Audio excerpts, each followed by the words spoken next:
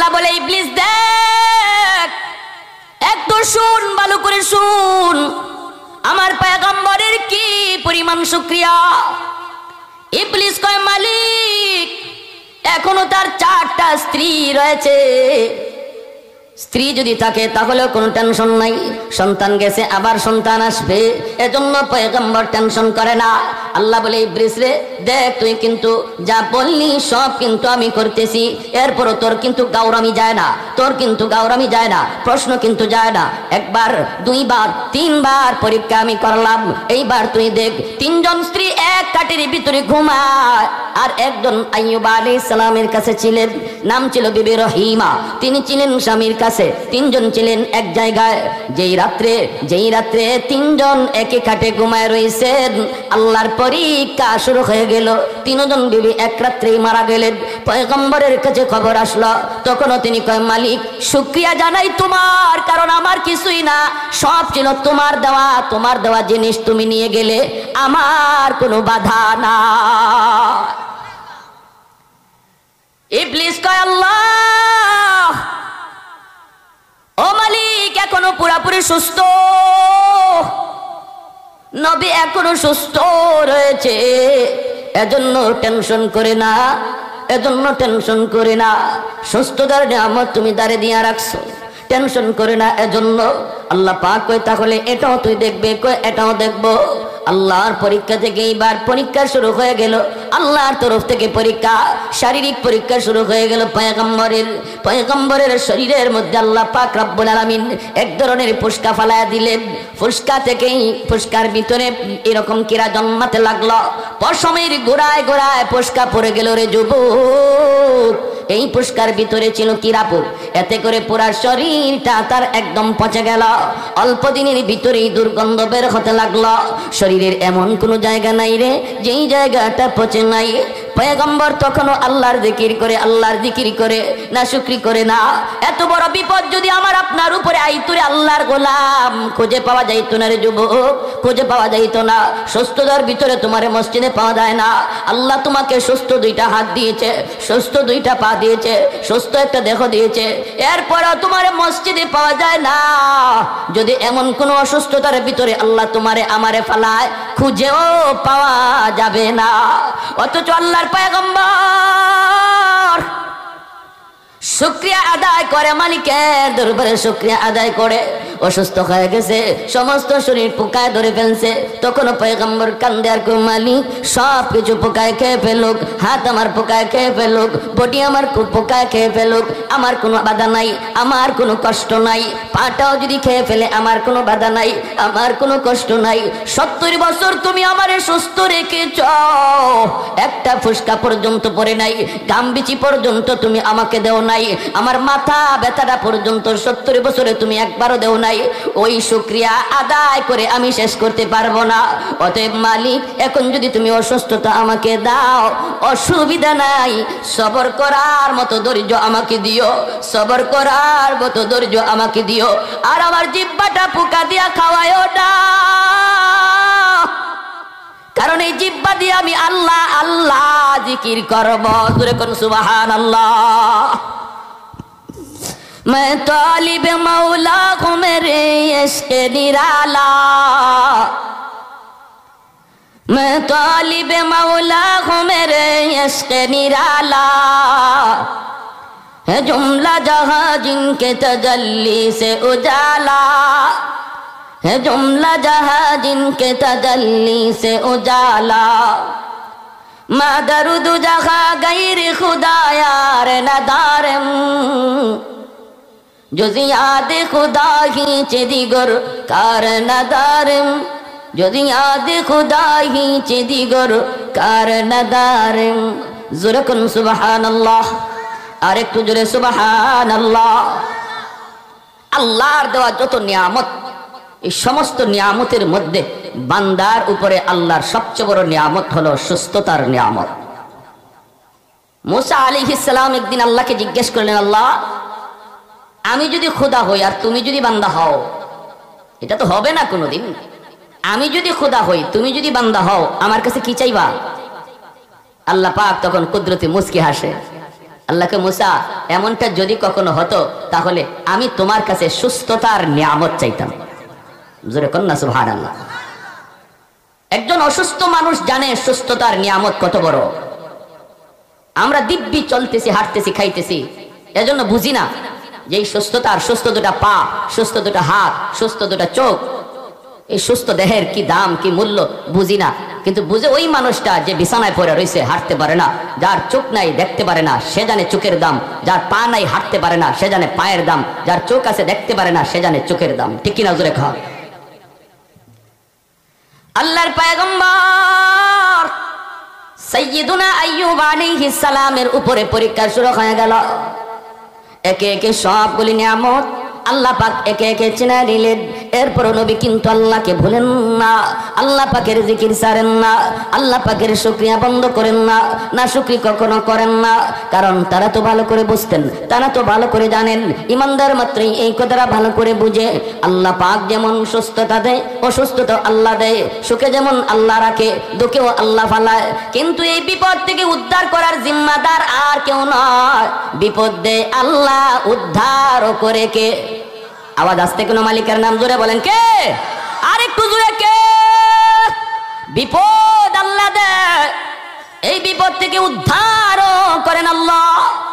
এজন্য ইমানদার মুমিন বিপদে পইরা আল্লাহ পাকের নাশুকরি কখনো করে না, সর্বদা আল্লাহর শুকরিয়া আদায় করে আর বলে মালিক সুস্থতা তোমার, অসুস্থতাও তোমার।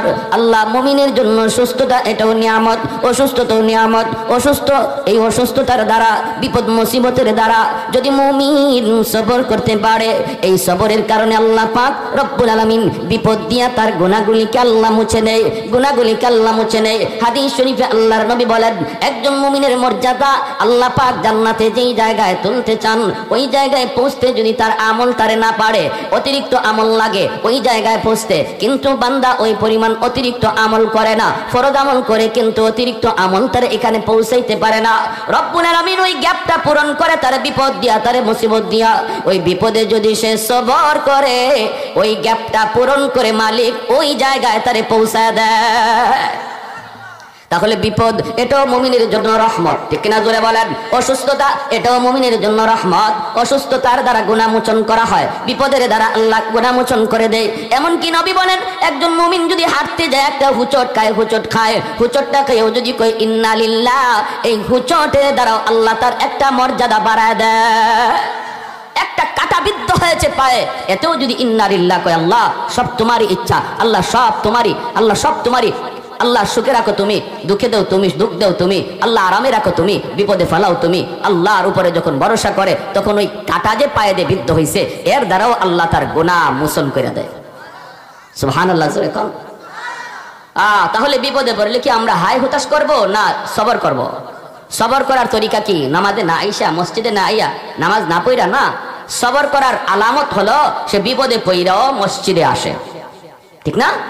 বিপদে পড়াও সে নামাজ পড়ে, অসুবিধার মধ্যে বহু টেনশন মাথায়, এরপরও নামাজ ছাড়ে না। কিছু মানুষ কয়, হুজুর কি নামাজ পড়বো, টেনশনেই নামাজ পড়তে পারি না। তার বলে অতিরিক্ত টেনশনে নামাজ পড়া হয় না। ওই যে কিছু মানুষে কয় কি নামাজ পড়বো, কবরের টেনশনেই তো বাঁচি না, কবরের টেনশনেই সে বাঁচে না, এজন্য নামাজ পড়ে না। হায় রে, কবরে গেলে কি হবে? আহা,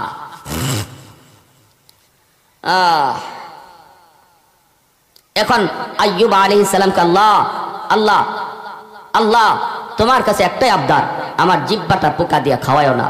আল্লাহ এই জিহ্বাটা যদি সুস্থ থাকে আমি খুশি আছি, কারণ এই জিহ্বা দিয়া আল্লাহ আল্লাহ আল্লাহ জিকির করতে পারি, তোমার নাম নিতে পারি। যদি জিহ্বাটা পোকায় খেয়ে ফেলে, আমি কি দিয়ে তোমার নাম নেব? সুবহানাল্লাহ।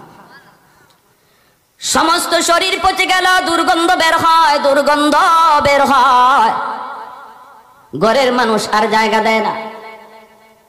বিবি রহিমা ইউসুফ আলাইহিস সালামের তাফসীরের কিতাবে লিখেন, ইউসুফ আলাইহিস সালামের নাতি, বংশক্রমে তিনিও একজন নবী পরিবারের মেয়ে, সম্ভ্রান্ত বংশের মেয়ে। আইয়ুব আলাইহিস সালামের বিবি রহিমা এত সুন্দরী, আবার সর্বদিক দিয়ে গুণী। স্বামীকে নিয়ে তিনি ঘর থেকে বের হয়ে গেলেন, কিন্তু স্বামী ছাড়তে রাজি না গো। সবাই স্বামীকে ছেড়ে দিল, আত্মীয় স্বজন সবাই এলাকা থেকে বের করার জন্য আদেশ দেয়, কিন্তু কেমন স্ত্রী তিনি বলেন সবাই ফেলে দিল, আমি আমার স্বামীকে ফেলব না। স্বামীকে নিয়ে রাস্তায় চলে আসলেন। পথিকেরা কয়, রহিমা তোমার স্বামীকে নিয়ে রাস্তা থেকে সরো, নতুবা আমরা রাস্তায় হাঁটতে পারি না, রাস্তা দিয়ে চলাচল করতে পারি না, তুমি তাড়াতাড়ি করে রাস্তা থেকে সরাও। রাস্তায় মানুষের চলাচল বন্ধ হয়ে গেল। চলে গেলেন মাঠে। মাঠে যাওয়ার পর কৃষকেরা কয়, ওগো রহিমা তুমি যদি স্বামীকে নিয়ে এই জায়গায় থাকো, দুর্গন্ধের কারণে আমরা মাঠে কাম করতে পারি না, আমরা মাঠে আসতে পারি না, মাঠ থেকে সরাও। রাস্তায় জায়গা হলো না, মাঠেও জায়গা হলো না।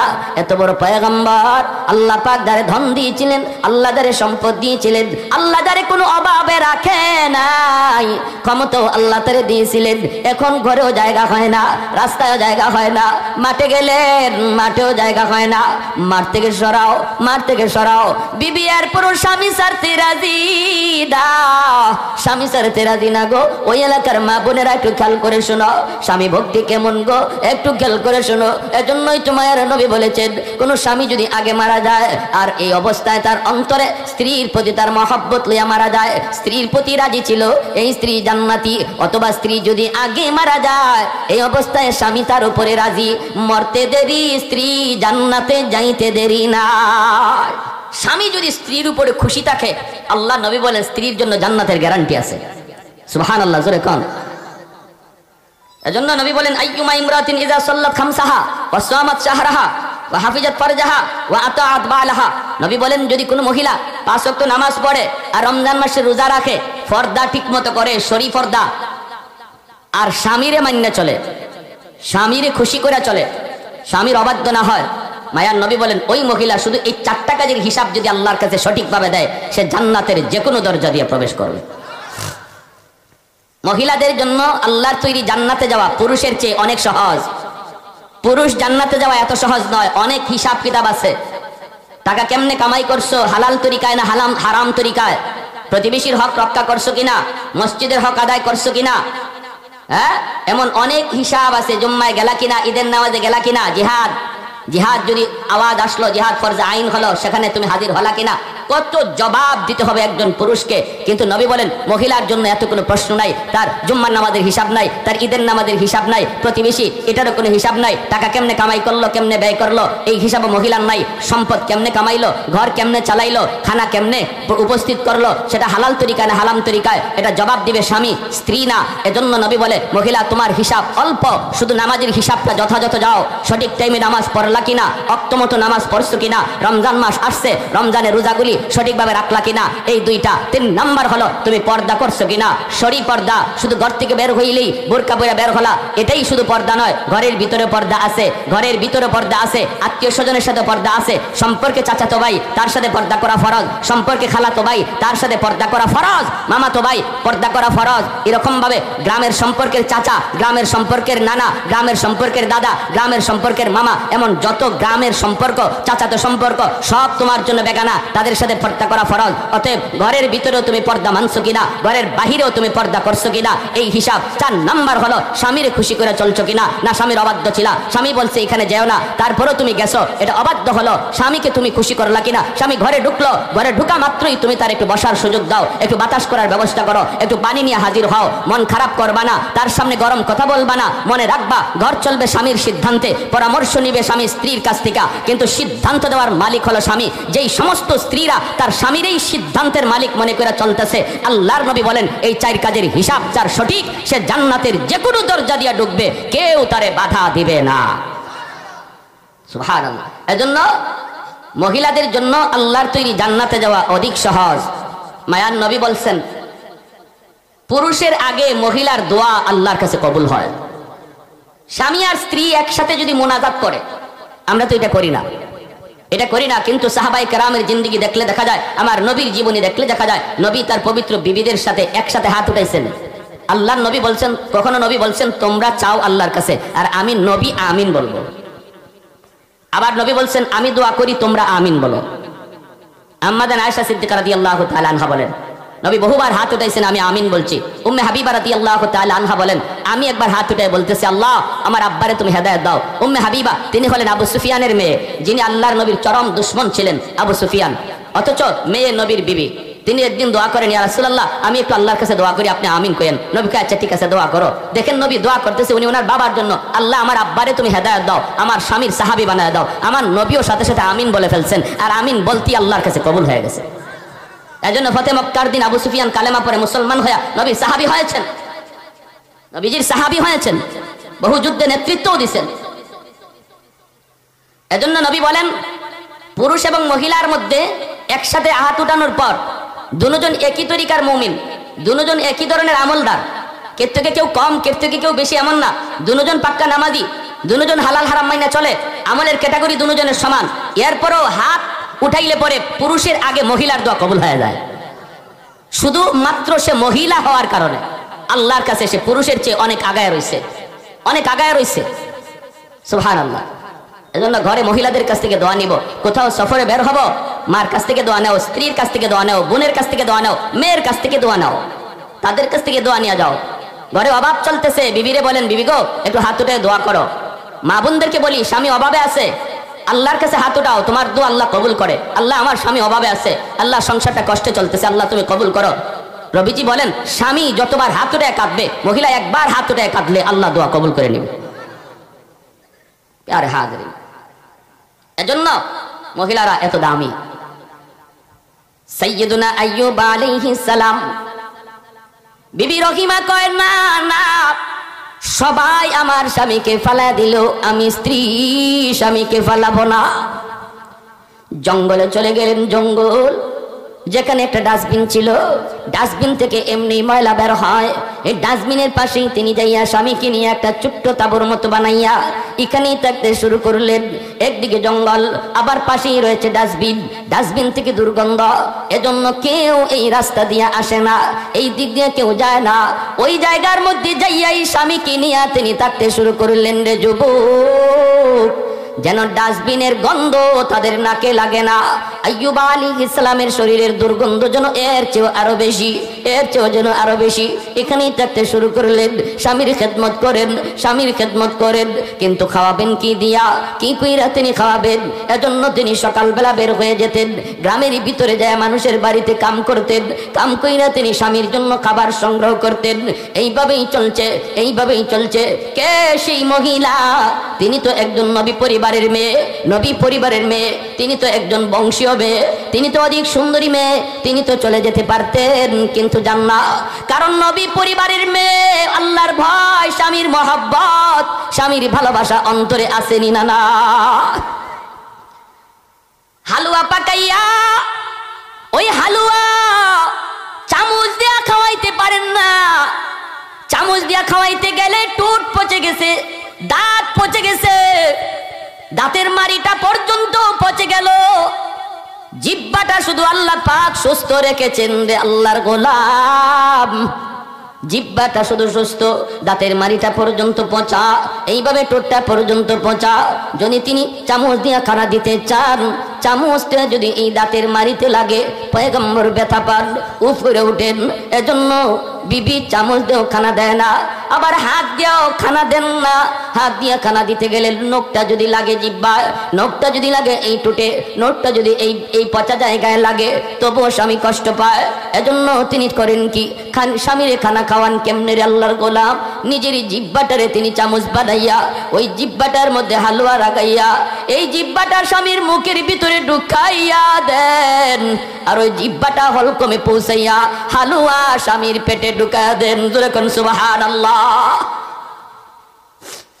আমার মা বোনেরা খেয়াল করে শুনো, একজন মহিলার গল্প বলতেছি, মহিলার ইতিহাস শোনাই।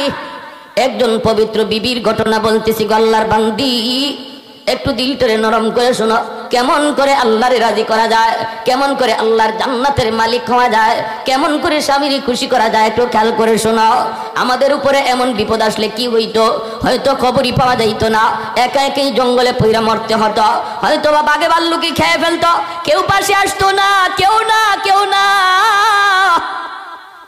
কিন্তু বিবি রহিমা তিনি তো মানুষের কাছ থেকে এইরকম ভাবে সারাদিন কাম কাজ কইরা হালুয়া পাকাইয়া জিব্বা দিয়া সেই হালুয়া স্বামীর খাওয়ার।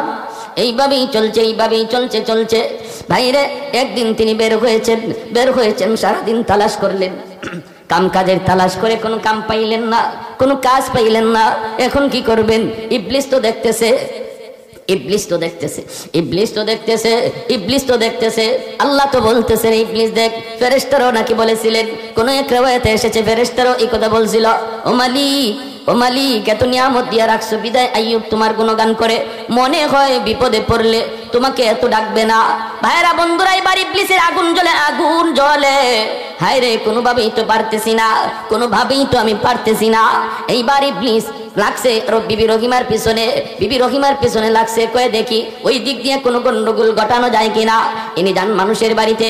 একদিন তিনি কাম পাইলেন না, গেলেন একজন ইহুদি মহিলার কাছে যাইয়া বলতেছেন, মা গো, ও মা, ঘরে কোনো কাম আসেনি, আমি কাম করব, আমাকে একটা কাম দিবানি।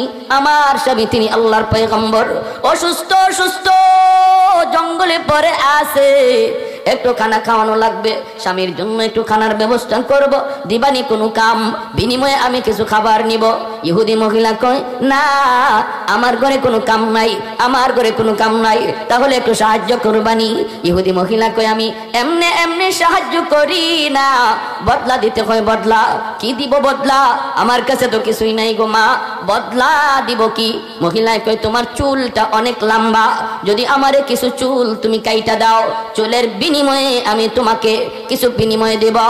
এইবার আল্লাহর বান্দি তিনি ডাক দিয়া কয়, না গো মা, না, লম্বা চুল দেওয়া যাবে না, কারণ আমার লম্বা চুলটারে আমার স্বামী লাঠি বানাইয়া নিচে থেকে যখন উঠে আমার চুল টান দিয়া উঠে।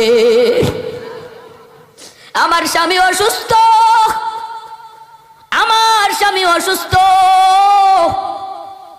শোয়া থেকে যদি হাজত সারতে উঠতে হয়, আমার চুলটা টান দিয়া চুলটারে লাঠি বানাইয়া তিনি উঠে। আমার চুল ধইরে একটু হাঁটাহাঁটি করে, না গো বিবি, না গো মা, চুলটা দেয়া যাবে না। মহিলা কয়, তাহলে তুমি ভাগো, আমার কাছে কিছুই নাই। এত শক্ত দিলের মহিলা। ভাইরে, মনে রাখবা, কেউ যদি কখনো আপনার কাছে কোনো সওয়াল করে, সাবধান, আপনি তারে ফিরে দিবেন না। ওয়া আম্মাস সাইলা ফালা তানহার। আল্লাহ পাক কয়, বন্ধু, কেউ যদি তোমার কাছে এসে কোনো সওয়াল করে, ধমক দিও না। যদি পারো তুমি তারে উপকার করো, সাহায্য করো, দিলে আঘাত দিয়ে কথা বলবা না, কারণ আজকে আমি সুখে আছি, আগামীকাল আমাকেও ভিক্ষুক আল্লাহ বানাইতে পারেনি, না পারে না। আজকের ভিক্ষুক আগামীকাল সে বাদশা হতে পারে, আজকের বাদশা আগামীকাল ভিক্ষুক হতে পারে। এর পুরা চাবি কাঠি হলো কার হাতে? আর একটু জোরে বলেন, কার হাতে? সুবহানাল্লাহ। এজন্য ক্ষমতার বাহাদুরি কইরো না, টাকা পয়সার বড়াই দেখাও না। আজ আছে, কাল থাকবে না। যারে তুমি অবহেলা করো, কাল আল্লাহ তারে তোমার উপরে উঠায় নেবে। সমাজে এমন দৃষ্টান্ত আসেনি না? নাই, বহু আছে। এক সময় গরিব ছিল, যার বাড়িতে এসে কাজ করত, আজকে তার সন্তান সমাজের সবচেয়ে বড় কোটিপতি, সমাজের সবচেয়ে ধনী। আর যার বাড়িতে কাজ করতো তার বাবা, আজকে ওই লোকের সন্তান তার বাড়িতে যায় কাজ করে। বহু নজির রয়েছে। এজন্য অবহেলা করবা না। আম্মা সাইলা ফালা তানহার। ধমক দিও না। এই মিয়া, শরীরে শক্তি আছে, এরকম কি আছে, এভাবে চাইতে আইছো কেন? কাম করে খাইতে পারো না, এই ধরনের না, এমন কথা বলবা না। পারো না, বুঝের সাথে বুঝাই দাও, ভাইরে আমার কাছে এখন নাই, তুমি মাফ করো। আর যদি সুযোগ থাকে তার কোনো একটা উপকার করার, তুমি করো। হযরত আব্দুল্লাহ ইবনে আব্বাস রাদিয়াল্লাহু তাআলা আনহু, মায়ার নবীর সাহাবী, তিনি মসজিদে নববীতে ইতিকাফ করেন। একজন অভাবী মানুষ মসজিদের ভিতরে ঢুকে গিয়া কয়, আব্দুল্লাহ, আমার এই উপকারটা কইরা দিবা, আর এটা তুমি ছাড়া আর কেউ পারবে না, তুমি কইরা দিবা। উনি সাথে সাথে মসজিদ থেকে বের হয়ে যাইতেছেন। তখন ওই লোক বলতেছে, ওগো নবীর সাহাবী, আপনি না ইতিকাফে বসছেন? আব্দুল্লাহ ইবনে আব্বাস রাদিয়াল্লাহু তাআলা আনহু বলে, নবীজি রওজা পাশে, নবীজি রওজার দিকে আঙ্গুল উঠে বলতেছে, ওই রওজাওয়ালার পবিত্র জবানে আমি শুনেছি, কেউ যদি কোনো মুসলমানের কোনো সমস্যা সমাধানে আগায়া যায়, কেউ যদি কোনো মুসলমানের হাজত পুরা করার জন্য আগায়া যায়, আল্লাহ এই মদিনার মসজিদে 10 বছর নফল ইতিকাফের চেয়ে বেশি সওয়াব দান করে। আমি ফরজ ইতিকাফে বইছি না, বা ওয়াজিব এতেকাফে বসছি না, নফল এতেকাফে বসছি। অতএব নবী বলছেন কেউ যদি কোনো মুসলমানের একটা উপকার করে, এই উপকারটা 10 বছর নফল এতেকাফ করার চেয়ে আল্লাহর কাছে বেশি সওয়াব। আমরা তো আমাদের বন্দিগি মসজিদ কেন্দ্রিক সীমাবদ্ধ করে ফেলেছি। আমরা বলি নামাজ পড়লাম আলহামদুলিল্লাহ আমি আল্লাহর কাছে কামিয়াব, আমারে আর কে পায়, জান্নাত আমার আগে কে যায়। কিন্তু এবাদত বন্দিগি আল্লাহকে খুশি করার বহু সাবজেক্ট মসজিদের বাইরে রয়ে গেছে, দোকানে আছে, রাস্তায় আছে, ঘরে আছে, সর্ব জায়গায়।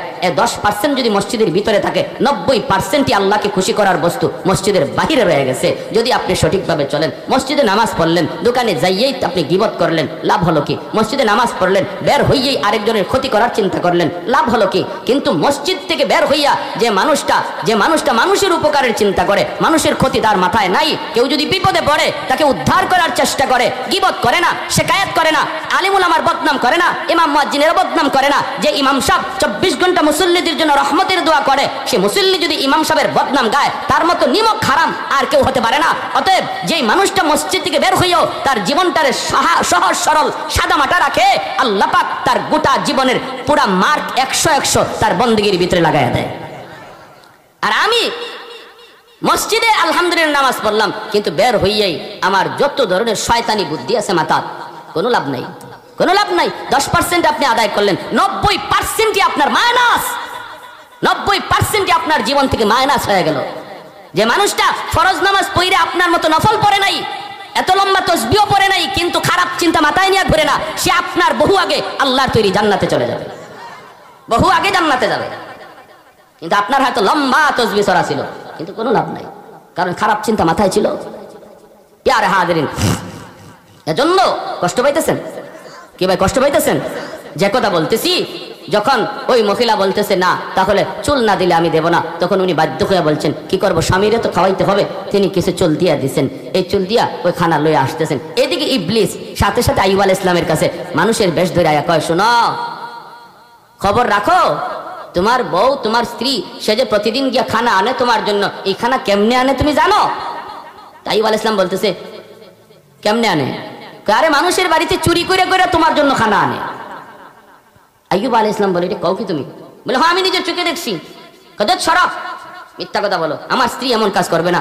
বিশ্বাস যদি না হয়, আজকে আসার পরে দেখো তার চুল কাটা, আজকে চুরি করতে গিয়ে ধরা খাইছে আর চুল কেটে দিছে। নাউজুবিল্লাহ, জোরে কইতেন না? এর নাম হইল ইবলিস। এর নাম কেমন ইবলিস দেখছেন? কোন জিনিস কোন দিকে নিয়ে গেছে? আসলে পরে দেখেন চুল কাটা পাইবেন, চুরি ধরা খাইছে আজকে, সব দিন তো আর ধরা খায় না, আজকে ধরা খায়া গেছে, এজন্য চুল কেটে দিছে। সাইয়্যিদুনা আইয়ুব আলাইহিস সালাম কলিজার ভিতরে যেন কেউ আঘাত করলো, এত কষ্ট তিনি পাইলেন। তিনি তো পয়গম্বর, তিনি তো চুরি মাল খেতে পারেন না। চোখ দিয়ে দর দর করে পানি পড়ে কান্দেন, মালিক কেমন পরীক্ষায় ফেলাইছো জানি না গো। ও মালিক, আমি তো হারাম মাল খাইতে রাজি না, চুরির মাল খাইতে রাজি না, মরতে রাজি, চুরির মাল খাইতে রাজি না। তাহলে আজকে আসার পরে যদি আমার স্ত্রীর চুল কাটা আমি দেখি, তাহলে তাকে অবশ্যই 100টা বেত্রাঘাত করব। কসম খুদার মালিক, 100টা বেত্রাঘাত করব। যেই মাত্র বিবি আসছেন খানা নিয়া, আইয়ুব আলাইহিস সালাম খানা খাইবেন পরে আগে চুলের দিকে তাকাইয়া দেখেন লম্বা চুল কাটা হয়ে গেছে। কসম তো করে ফেলছেন, ডাক দিয়া কয়, রহিমা, আমি তোমার খানা খাইব না গো। তুমি বুঝি মানুষের বাড়িতে চুরি কইরা খানা আনো, আজকে তুমি ধরা খাইয়া গেছো, আজকে তোমার চুল কাইটা দিছে। আল্লাহর বান্দির যেন মাথায় আসমান ভাঙ্গা পড়ছে। স্বামী গো, কেমন করে তুমি এমনটা বিশ্বাস করেছো? কে বলেছে? কে বলেছে? বলে মানুষ বেশে একজন, বলে সে আর কেউ নয়, সে হলো ইবলিস, সে হলো ইবলিস। অবশ্য আমি এমন ঘটনা, ইহুদি মহিলা খানা দিতে চায় না, এজন্য আমি এই জন্য মানতে বাধ্য হয়েছি। আল্লাহর পয়গম্বর এখন কি করবেন? তিনি তো ঘটনা বুঝতে পারছেন, এত মূলত ইবলিস ছিল। আল্লাহ জিব্রাইল রে পাঠায় কই, জিব্রাইল তাড়াতাড়ি যাও, আমার বন্ধু আইয়ুব রে যায় কও, আইয়ুব রে যায় কও 100টা ছোট ছোট কঞ্চি, 100টা ছোট ছোট কঞ্চি এক জায়গায় মুট কইরা আস্তে কইরা যেন রহিমাকে একটা আঘাত দিয়া দেয়। তার যে কসম ছিল, কসম পুরা হয়ে যাবে। এইবার বিবি রহিমা আয়েশা স্বামীরে জড়ায় বলতেছে, স্বামী গো, ও স্বামী, হা করো।